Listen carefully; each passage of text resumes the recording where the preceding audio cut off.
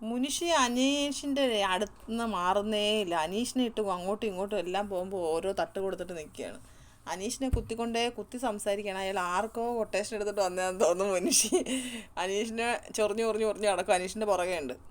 എന്താണ് big boss, Aneesh ഇവിടെ ജീവിക്കാൻ വന്ന ആളല്ലേ, 4 കൊടുത്തു വിട്ടാൽ എങ്ങനെയാണെന്ന് ബിഗ് ബോസിനോട് ചോദിക്കുകയാണ്.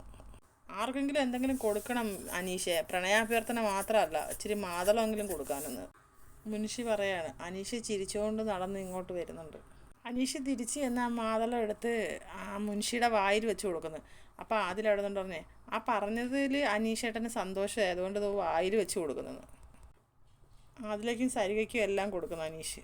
കലാഭവൻ സരിക പറയാണ്, വന്ന വഴി മറക്കുന്നവളല്ല ഈ സരിക. സ്റ്റോർ റൂമിലൂടെ പോയി സ്റ്റോർ റൂമിലൂടെ തന്നെ തിരിച്ചു വന്ന്, അതാണ് സരികയെന്ന്.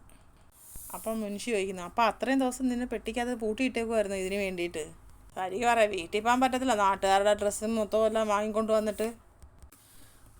മുനിഷി ഇത്രയൊക്കെ പറഞ്ഞിട്ട് അനീഷിന് മുനിഷിയോട് നല്ല സ്നേഹമുണ്ട് കേട്ടോ. അനീഷ് വായിൽ വെച്ച് കൊടുത്താൽ അതിൽ പറയുന്നത് അത് അങ്ങനെ പറഞ്ഞത് ഇഷ്ടപ്പെട്ടത് കൊണ്ടാണ് വെച്ച് കൊടുത്തതെന്നാണ് പറയുന്നത്. പക്ഷേ മുനിഷി ഒരുപാട് അനീഷിനെ താഴ്ത്തി കണക്കുള്ള സംസാരങ്ങളായിരുന്നു വന്ന് കയറിയപ്പോൾ മുതൽ. എന്താണ് കാര്യം എന്നറിയത്തില്ല, അനീഷിനെ ടാർഗറ്റ് ചെയ്ത പോലുണ്ട്. അപ്പം ഞാൻ അടുത്തൊരു ലൈവുമായിട്ട് വരാം. എല്ലാവരും എൻ്റെ ചാനലൊന്ന് സബ്സ്ക്രൈബ്